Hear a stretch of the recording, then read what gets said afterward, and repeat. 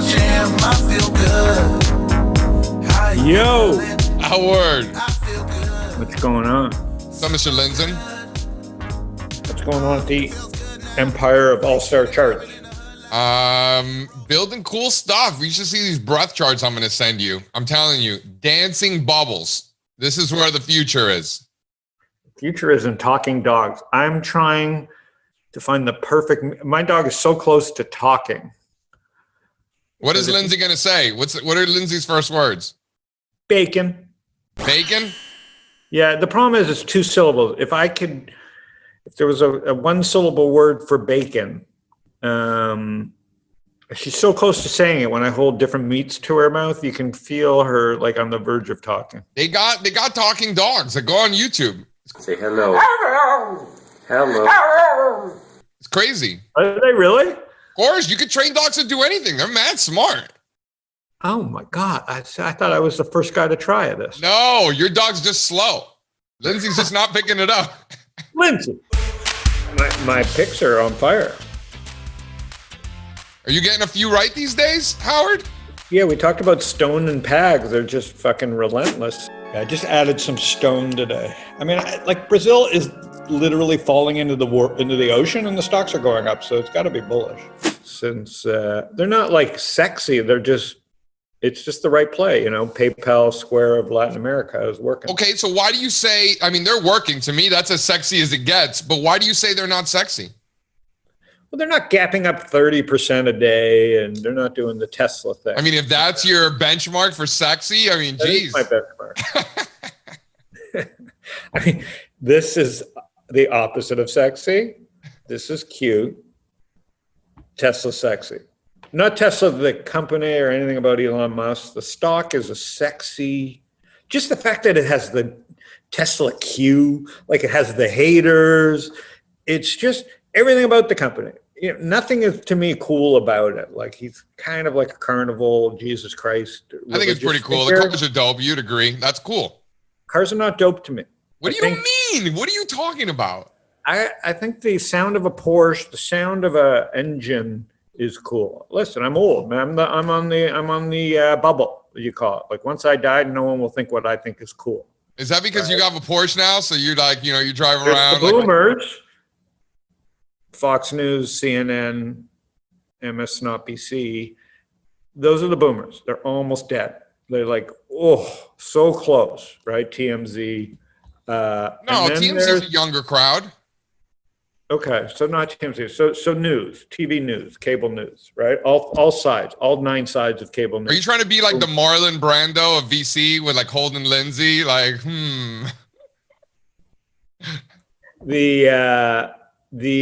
And then there's me, which is both sides. I kind of will get into MSNBC for a week and then they repulse me. You know what I mean? I give them a chance. Why? What do you hate about them? I just hate the take. The take? Right? They can't help themselves. They can't help themselves by not giving me the news. They have to just taint it with their political. Got it. You know. So because they're spinning it politically, that's what bothers you. There's nobody delivering straight. You know, in a world where you come from, baseball, if you threw fastballs down the middle of the plate, career would last 0, right? I threw curveballs and my career lasted 0. So, but if you throw fastballs, then everybody knows you're fast fastballs. Even at the major leagues, right, with the reading signs, look how much they clobbered the dog. You know what I'm saying? Cheating. You know what I'm saying? So if you're throwing fastballs, the only thing that we need fastballs and straight shit is news. There's one way to report the news. Show up at a hospital. What do the doctors say? What do the patients say? You know, we used to do that, right? So try. The kids these days, like your kids aren't watching these channels, is what you're saying. No, my daughter should go to John Oliver. I mean, they lean. Isn't John Oliver on Comedy Central? Yeah, but she'll watch it on HBO or YouTube the next day, or they'll watch. Yeah, but they're not watching CNN or CNBC. No, they're on YouTube watching that nutball Shapiro, or they're on YouTube watching some crazy kid on the left or woman. So then when do those media outlets die? Like when that generation dies, or is it going to be a slow death, or are you going to see a pivot at some point? Depends how they deploy their capital, right? They have so much cash flow, they can go buy their way into new brands. Look at AOL with Huffington. But what if they don't want to? What if they don't want to, and they just want to just give their message and they're happy with that, and that's their goal, like what you said? I think that's what happened. And if you think about VCs, they're becoming media companies like Mark Andreessen. If you go to a16z.com, you wouldn't know they're a venture capitalist. They're a media company, right? They have podcasts. They have everybody's a media business. You're a media company, right? Your fastball is charts and price and volume and to the point. To the point. And kids kind of like that. What if I told you this could be the beginning of a bull market? We're near the. Okay. Here's Would you agree? I don't care. I'm long enough. I'm long enough that. Are you? If the S&P goes to 4,000 and the Nasdaq has another ripper into the election, are you long enough? Yeah. For my age. So you're not going to look back and be like, oh, I wish I owned more. Always look back. I didn't get enough of this, and I didn't. It's like in Schindler's List when he goes, "Oh, I could have saved 2 more people." I mean, yeah, you tell me what a bull, the equivalent of like Schindler's List for investing. That is the game that still makes sense to me. Who are the next 30 brands that could? Oh, my dog just farted. Who are the next 30 brands? She literally just farted on me. Who are the next 30 brands that could? Oh, I just said bacon and she farted. So who are the next 30 companies that could make their way to $100 billion? So for me, Tesla and Apple, none of these things excite me anymore because they already are planets and they could double, and it's a whole fucking silly game.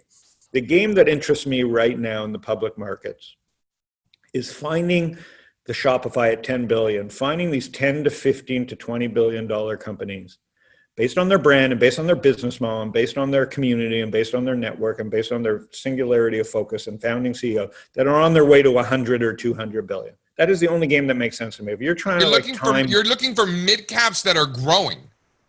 I'm looking for brands, but yes, call them mid cap. I mean, that's an old term. I'm looking for up and coming, rare asset brands. Like a Twilio, like a Shopify. And why don't we'll build a scan for you. We'll call it the Howie scan. Where there are mid caps. Listen, mid caps making new highs, showing relative strength and positive momentum. And then we'll just send that to you. Yeah. I run it as the companies do over 8, it should be 10 billion, but generally over 8 billion, right? So Farfetch, just pull up Farfetch, FTCH, just showed up on my screen. It's already, let's pull it up. Let's give people an example of what I think. I'm literally working through this now. I bought a little stock, but let's walk through it. So I basically shared a few ideas over the last 4 weeks. Stone and Pags were like my favorite, and I gave my thesis, right? And I've got my stops, and they've gone up a lot. But let's pull up Farfetch when you have a sec. See it? Okay, so I don't know. Squeeze it down into a weekly or a monthly. So there you go. Okay, so that is a stock no one wants to buy. A certain group of people are like, no, why didn't you call me that when it was 7? Why didn't you call me on that when it was like, in March? And I get it. That's not how I do my work, right? So in March, so basically what they do is they are an Amazon for luxury brands, right? They go and help these like luxury brands who are struggling now that, there's no retail. They go and do the photo shoots, they go upload the thing. It's kind of like an eBay for everyone, right? And so they do this for high-end luxury brands, okay? So now it just crossed like 8 or 9 billion, right? And it's quite obvious, JC, that they survived COVID. Now, before COVID, people just didn't like this idea because they were walking a tightrope between these brands who didn't want to have to go online, right? They have these high margin, high end brands from Europe or whatever, or boutique shops, and they don't want to use Farfetch, right? So it's kind of the walking that tightrope of like who they are. And you can see what happened through the beginning of 2020. It's left for dead, right? But then COVID happened and something clicked, either the way they fine-tuned their model or the way, customers really needed them, right? And I think you can see that this company is not fake anymore. There's something literally going on at this company where it's about to take out its super high IPO price, right? Is that as far back as it goes there, JC? Yep. That's late 2018. Yeah. And what is the market like right now, JC? It likes platforms. It likes software. It likes Shopify. It likes Amazon. It likes Etsy. All Farfetch is a narrower version of those brands. Let me ask you this. So I'm fascinated by this whole concept about mid caps growing from 8 to 15 billion and being the next companies to go to 100 or 200. This has to be a winner take all. In software, it becomes winner take all. If you're buying a software breakout that's 8 billion to just trade it to 15, that's not a game I want. You're looking for internet retail, you're looking for software. Those sort of names. This needs to be 5 to 1. I need there to be 30% downside and 150% upside, right, over 2 to 3 years. I like buying this breakout, Howard. Listen, if this thing's above 30, I preempted it a little the other day and bought some. I figure that old all-time high means nothing because we had COVID. Like, this company is breaking out. Like, everybody who wanted to sell this stock has sold this stock a while ago, probably in March, April, May, June. They were just like non-believers. And now if you talk to any high-end brand, and I talked to lots of them, like my friend Ari in New York, I emailed him about this yesterday. He goes, "Well, are you reading my email? I just emailed Farfetch 10 minutes ago." Right? And so these are these Soho brands that got to figure out how to get their products up online. And hold on. I'm fascinated by this concept, Howard. So we're going to put together this scan and we're going to keep running it. I really like this a lot. Here's the scan.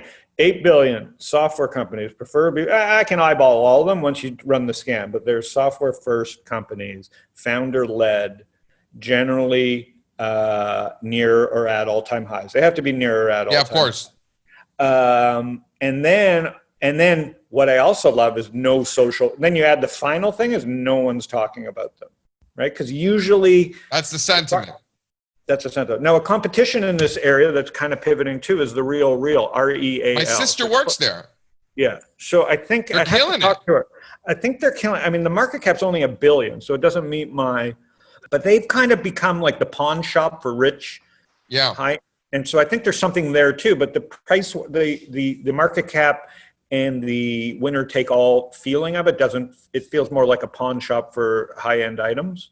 But that chart, and the chart's not quite there yet, JC. So I'm very into high-end fashion, and I think, not that I deserve to be, I'm just very into how that shit is sold. No, I didn't mean it in like I wear it. I'm into how it's distributed and how the Chinese are into it and so Farfetch is now aggregating all these rich people that buy expensive things, and it's kind of becomes a winner-take-all scenario. Check this out. This is real. Like, my daughter doesn't know about Farfetch. My wife didn't know about Farfetch, right? That's real, breaking out of that downtrend. Yeah, there's something going on there too. So I talked to your sister, but I think there's something really big going on in this fashion. Talk to her. She'll talk to you.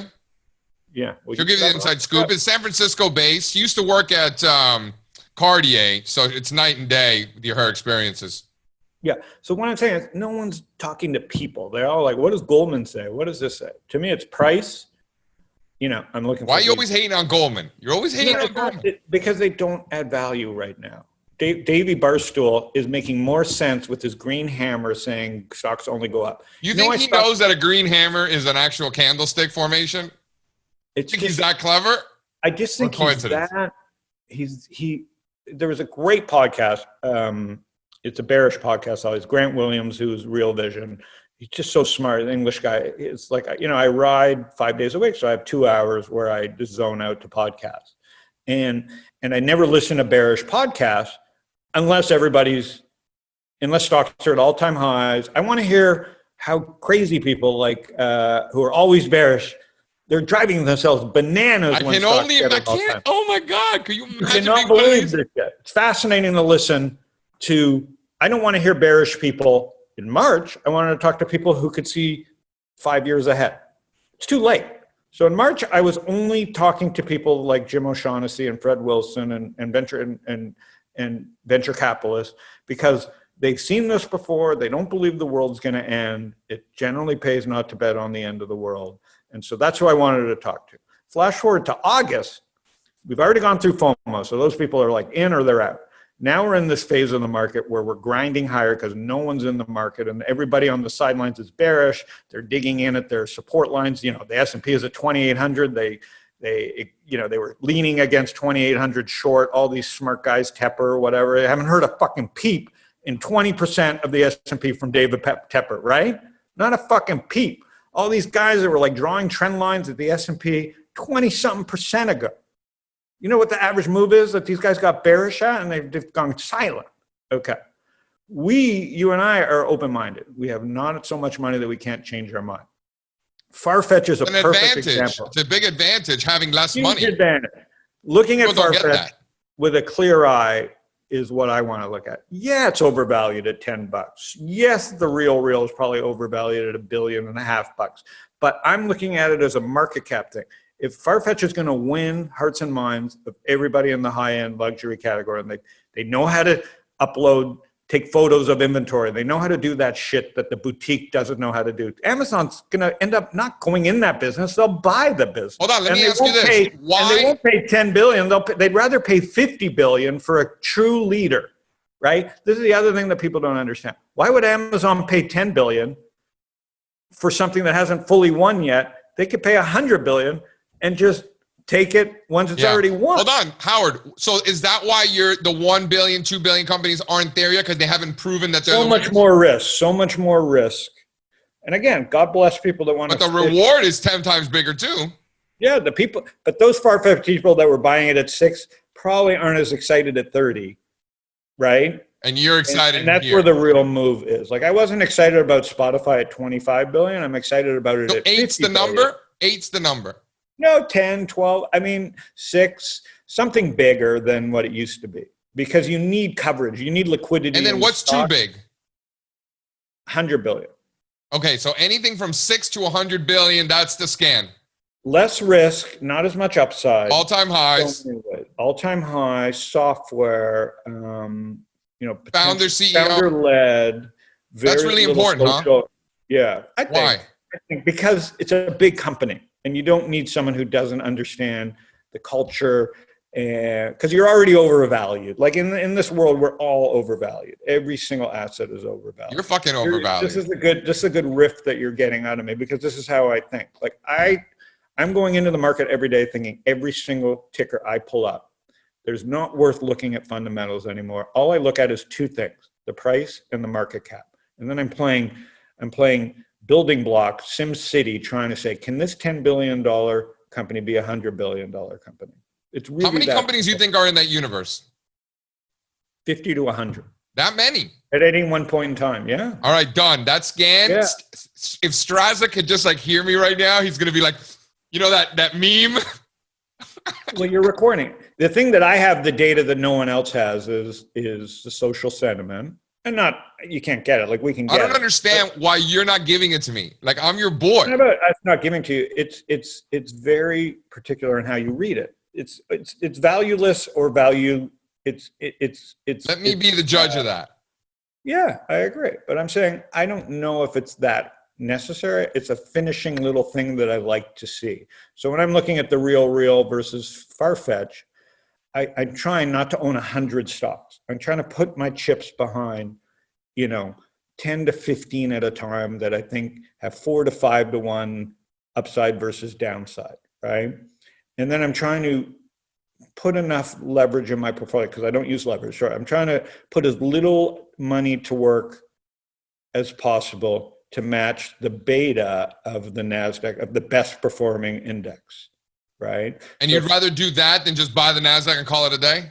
Yeah, because I'm not comfortable personally being 100% exposed I am not that guy. You got to know yourself. And I'm trying to play the game. I'm trying to play is, how little exposure can I do that my portfolio, if the NASDAQ's up 1% and I'm up 1%, but have 60% cash in my portfolio, I'm playing the game the way I want to play. Got it. Fair enough. Meaning on a bad NASDAQ day, and I'm like, fuck, I got killed and I hardly had any exposure. That happens too. Yeah. Right? Because you're in high beta stuff. I don't mind high beta. I'm going into the game knowing my stuff is crazy. Yeah, your stuff is high beta. Yeah. All right, Howard, listen, I got to go. We have our company conference call now for our premium members. Any final words of wisdom? What should I pass along to the presentation I'm about to give? What should I tell them Howard said? Tell him Howard didn't know that dogs talked. I didn't know turkeys could fly. That's the old WKRP in Cincinnati, Les Nessman, when he dropped a turkey out of the helicopter for the promotion, and the turkey just fell on the ground and died. He goes, I thought turkeys could fly. That is probably predating. That was one of the greatest TV shows of its You're era. showing your age. I'm showing my age. So for all these years, I didn't know dogs could talk. So there you go. Single syllables, I think. Yeah, I think bacon is the word that will bring nations together, and dogs talking to people and people talking to dogs. I think if you hold enough bacon in front of a dog's mouth, they will say the word. All right, listen, I'm gonna go build that scan for you. I'm gonna send it to you. You're gonna love it. You're welcome. Welcome. I just handed you money. I just handed you like breast milk. I just gave you money. I guess we'll see. All right, see ya. So good. I'm OG, overly grateful for the chance to kill the beat, bro. Can't